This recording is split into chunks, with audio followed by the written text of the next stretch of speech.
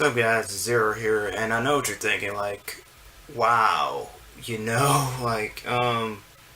this, or one right here, this is something that really, you know, I can't believe I was holding off for so long, but decided to just, get it over with and just get it off my chest because, like, okay, as most people would know, if like by most I mean my friends and everybody like on Facebook, basically, I basically I'm the type of guy who just reads like manga and barely because barely like watch anime like that. Like I'm slowly getting back into it because there are like a bunch of anime I want to watch and you know then read the manga for or whatnot. So, or I'm just don't feel like reading the manga, so I just want to see how the anime is. And then there are just stuff that I like lately. There have been stuff that I've been reading and that have just been getting anime adaptations left and right. And I know what you're thinking, like, well, wouldn't you be happy that your your manga is getting like an anime adaptation? And here's the thing, and like the gist of this video. The thing is like if okay for starters I'm gonna mention the manga here. Bakuman. Bakuman is was a manga done by the people who did Death Note. This was directly after Death Note, and I highly recommend like you read that. Okay, just I don't. It's really underrated. But here's the thing: reading that was because the gist of it was that they wanted to make a manga and then have like one of the main characters love interest voice their heroine, and as the series go on, it just goes like beyond that, beyond just getting like making a manga and reaching the top and whatnot. It gets real intricate about like the process of like getting like make a manga, get it published, and getting an anime adaptation for it because there's a lot to do. It's like who's gonna pick it up, like what what studio's gonna pick it up, how many episodes you're gonna get. This literally described like everything that I was like questioning at the time, like because it brought up like everything that I want to know about, like why certain this is literally explained why certain series like ended up with like 12 episodes compared to like other series who end up like get your typical 24, your 50, your 100s and whatnot, your typical mainstream anime, and it literally explained a lot in detail, and it got me, and that's basically like that stuck with me, like for the long, like everything about Aquaman, like it was eye opening, and it just stuck at me, and I was in high school too, so that was definitely staying with me, and that was basically why I became like a bit cynical whenever like anime adaptation would pop up because I was like because at a glance I could be like that's basically how I am now. At a glance I could just be like I know how many episodes you're getting, I know how many episodes you're getting, I know who picked your ass up, and I know who picked your ass up, and it was and like my ex at the time just she basically told me that I read too much manga. I'm like, well, there's like a reason for that, and Bakuman partially was my reason for that because I'm like I know like they're not gonna get that many episodes, and then we're also gonna get to like my second reason of why I don't like really care too much about anime adaptations, and I know people gotta say like, oh, you like obviously you gotta pull this card, and I'm gonna pull up a couple cards, so be warned. Here we go.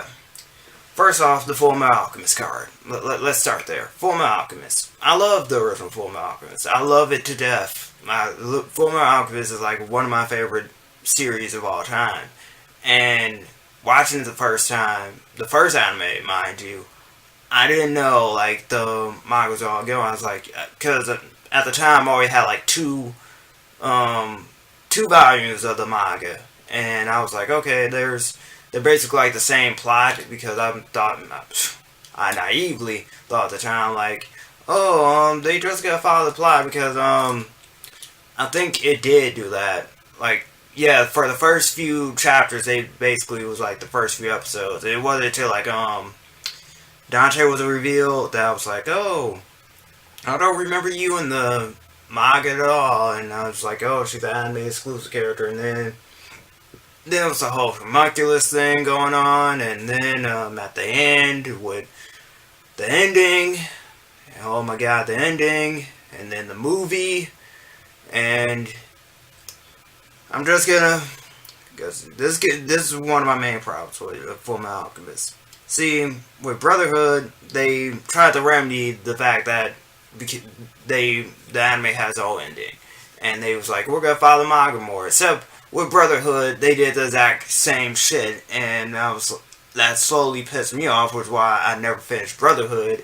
Because at the time I finished the manga, I was like, you know what, screw it, because I was watching like the first few episodes on Toonami, and it was like, I forgot when they said the final chapter of Full Metal Alchemist was released, but during that time I was like catching up and just reading it online. And when it came back on Toonami, I was like, well, I'm done, I'm finished, and look, I saw the ending in the manga version, and I'm like, this is the exact same way that the anime ended, and this is gonna carry on in example too, mind you, but this literally ended the same way the fucking anime ended. I'm like, you took influence from your anime when the manga introduced all this other shit that failed in comparison to like the anime, but whatever. Let's take from the anime. Oh my god, it just got at me, okay? And Brotherhood in itself got at me because there's another thing. See, the Brotherhood was advertised to start the whole we're gonna follow our manga trend, and didn't even do that like the first few fucking episodes. First off, that Frost guy, that Frost alchemist, never fucking happened. Okay, it never happened, ever. It never happened. Why was he there? Then we had the other dude, the French guy or whatever, the looking dude. His arc was completely ignored. It was basically one of those moments where like, ha ha ha, if you haven't watched the anime or the first anime or read the manga, you don't know who this guy is. And when he finally meets up with Ed, they literally tell like how he knows them in one fucking like a slideshow. Like it was really like a middle finger to the face right there. Like, oh yeah, we introduced this guy and this is how they know him, even though it should have already been explained. Like, if we're really going the route of we're gonna follow a manga, you follow your fucking manga. And then last but not least, two more examples, my bad. Ling's fight with Envy never even occurred in the anime at all. Why it didn't occur is beyond me. I guess they didn't want to animate like Ling stabbing Envy when Envy tried to run away, like as a snake, and Ling just stabbed his ass. But I guess that was couldn't do that. Instead, we had him fighting Wrath. Was it Wrath? I think it was Wrath. Yeah, him fighting Wrath, and Ling Fei cut her arm off, and last but not least, that priest guy that priest guy going hawk on Ed, and I'm like, I'm done. I'm fucking done right here. I'm like, this is why I don't watch Brotherhood, because of shit like this. That moment right there, I'm like, so we basically just shit all over the first chapter and the first episode of Full Metal Alchemist. We just shit all over that with adding this over the top boss fight, which never fucking happened in the original or the manga. Just, and it got worse. It got worse. Case in point, case number 2. Rosa Ray goddamn vampire. And I know what you're thinking. Like, Zero, what does Rosa Ray Vampire have to do with this? Well, I will tell you this. It followed the exact same thing. Okay?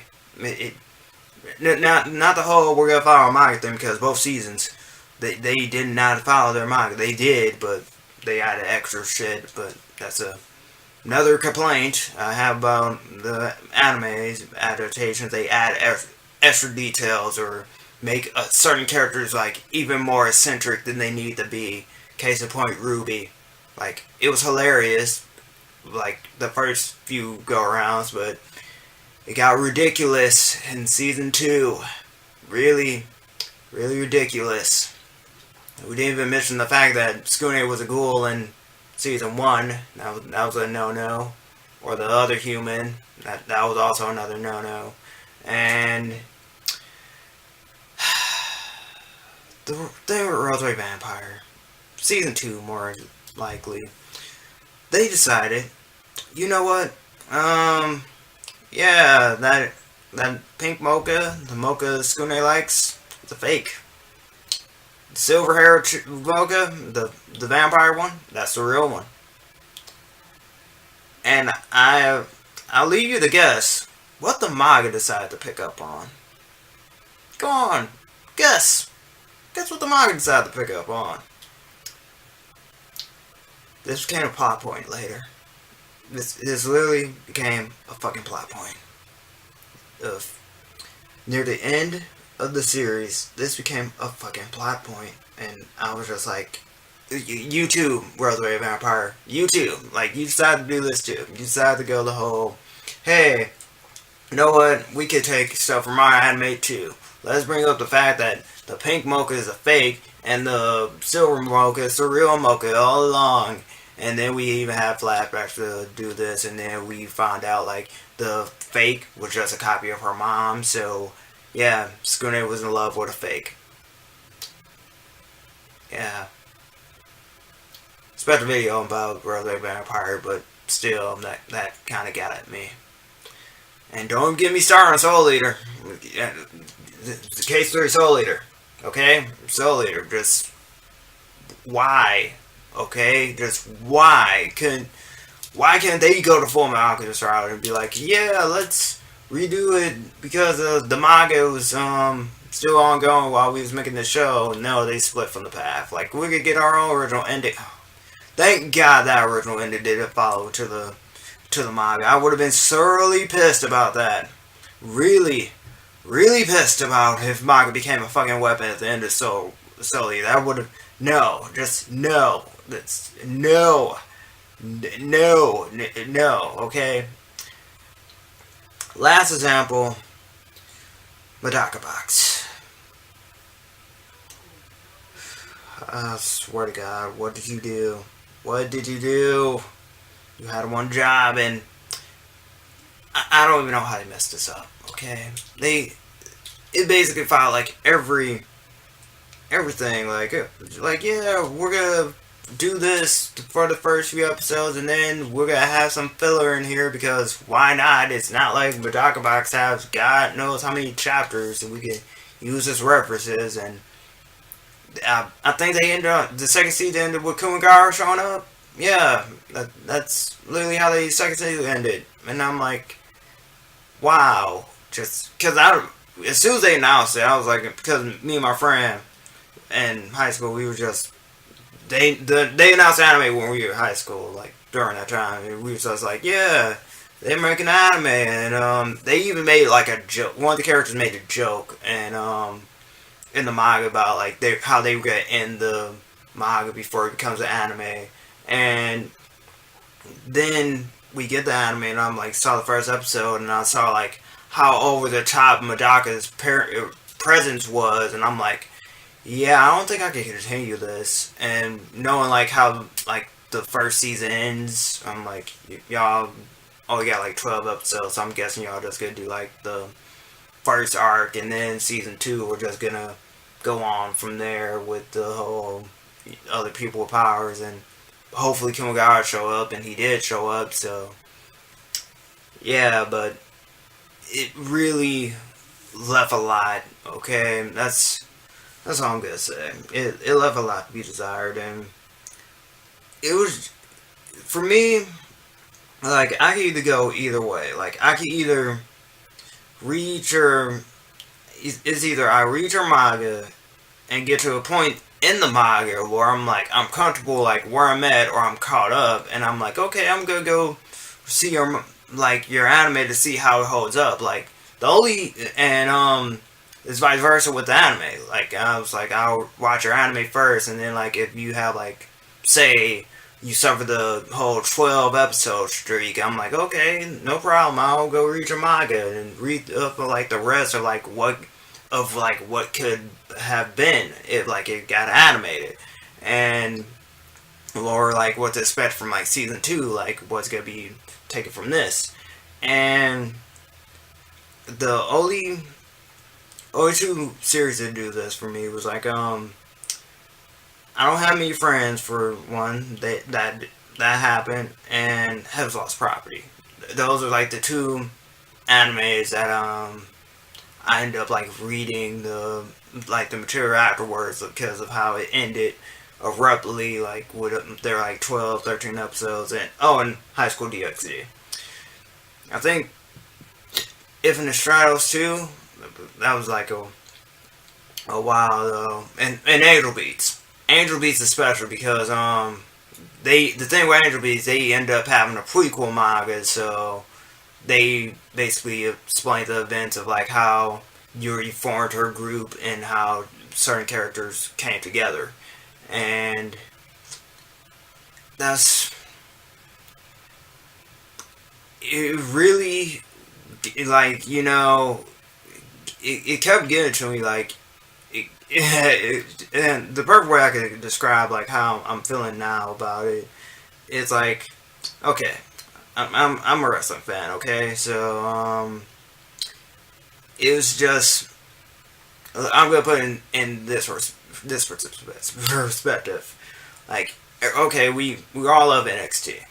I love NXT a lot, and I like what's shown there, like from like wrestling wise, like superstar wise, and you know, and I want to see them, like, you know, it's like one of those, it's like basically traditional wrestling, like where you follow a character, you want to see your character do good, you want to see them achieve their dream and whatnot, and then there's that feeling of like yeah, they did the best they can, and then like afterwards they just move straight up to the main roster.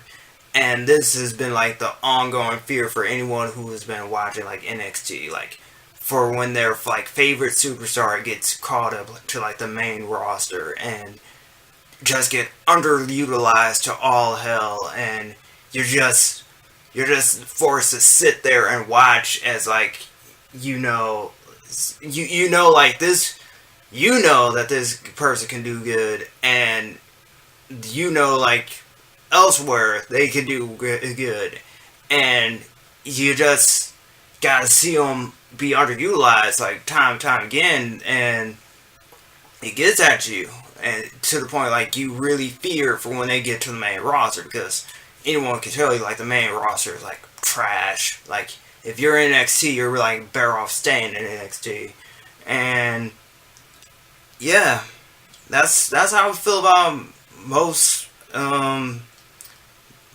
adaptations. Like whenever I read the manga and expect things to be carried over from the manga, like it literally either doesn't or is get overplayed. Like I said with Rose Like Vampire, with Ruby in season 2 in anime. In season 2 of the manga, she has really masochistic tendencies. So yeah, but there was one bright light. The one anime that made me like that restored my faith in just anime adaptations of everything, like of every like manga. Two to be example, to be fair.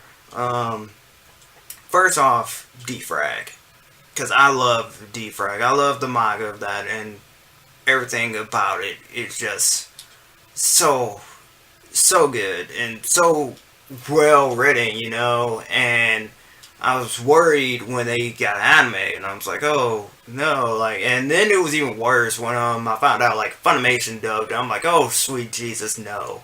And then I watched the first episode, and I'm like, oh my god, like this is literally pace by pace of like what happened, and everything was just like perfect, and I was like, I was really laughing. There was a few moments where I was legit laughing because like how the English voice cast like captured like the characters and whatnot. And Tia Ballad, I probably mispronounced her name.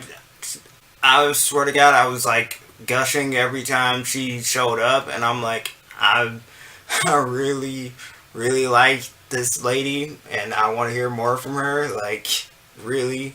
And the thing with them is that I also found out in certain episodes, they put multiple chapters together, and I'm like, why can't everybody else do this? And they always had like 12 episodes, but they made it to like a part where a major character got introduced. And again, I'm like, why couldn't anyone else do this? And it wasn't rushed at all. It literally progressed like how it progressed in the manga, and it ended like with like the little prelude to like the second arc of the manga, and I wanted to see that. But I don't know if they were getting to season 2. I hope they do. They have the means to get a season 2. They got the means to get 3 seasons, because they were like, I think 60, 70 something chapters. It's been a while, okay? Okay. Oh, and sorry now, the disparagement there.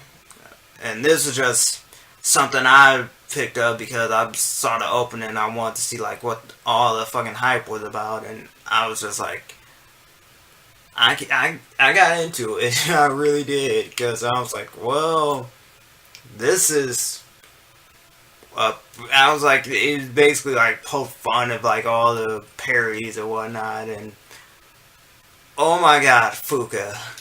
That's the best way to describe that, Fuka. Okay, just Fuka all day, because my god, no one can be that optimistic and happy. It's just not possible. And the thing with them though is that they literally they had like God knows how many chapters, and they ended up like taking each episode would be like a reference to like a chapter, would be devoted to like that chapter. So it's basically like seeing that chapter animated, and like just you're basically getting the same thing. It's just animated. So I was okay for that. And I still enjoy it. I'm like at season 2. I'm on season 2 right now. And that's basically all I have to say about this. It's just my personal preference. It's like sometimes I basically like built it to my head, like maybe it's not gonna adapt well, like how you're worried about like if like I basically feel like how comic book fans will feel like if when they find out like their favorite comics are getting like an adaptation, like the Fantastic Four, Suicide Squad, stuff like that. And it just, because I like this, I do on the video game. Don't get me started on video game movies. So that's just, oh god, we are not going there. But I'm not. I would say I'm not that cynical anymore. I'd be lying because I had my doubts about the Hero Academy anime, but after hearing Ayasu's voice actor, because they having a 3DS game coming out, and I'm like, well, that's one voice I like so far, so yeah, yay. But I was like, Ayasu was always my like one of my favorite characters next to the Gravity chick and Headphones girl and the Eagle, but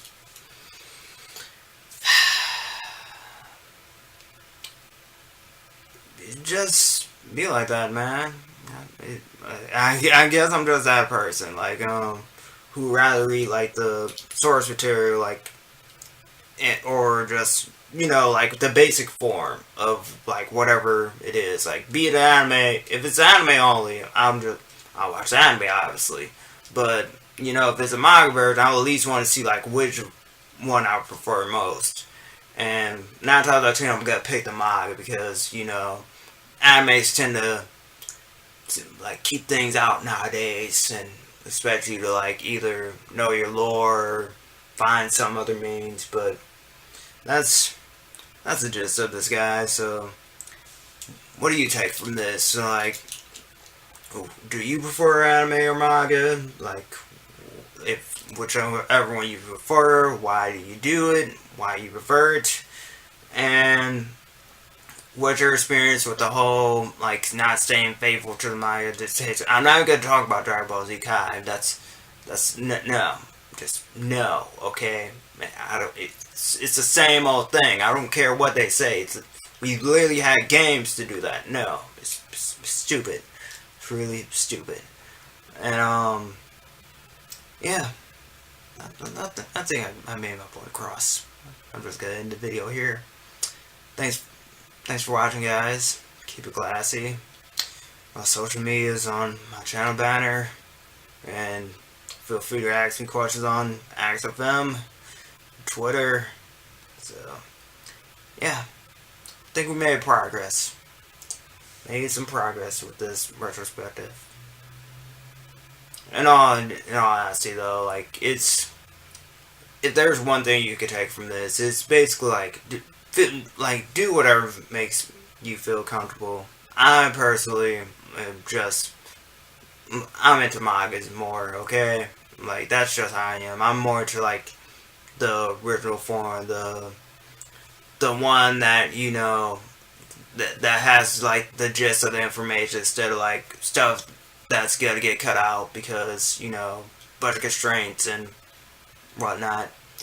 And like I said, I'm not really bashing on anime adaptations. It's just I just have bad experience with them. So yeah, I don't even need to mention like the multiple seasons of the world. God knows, do I? I don't think I do. I shouldn't in high school DxD because I shouldn't. Yeah, I'm just getting the video here. Choice is yours, guys. I'm not gonna judge you. I can't judge you, and I won't, because to each their own. To each their own.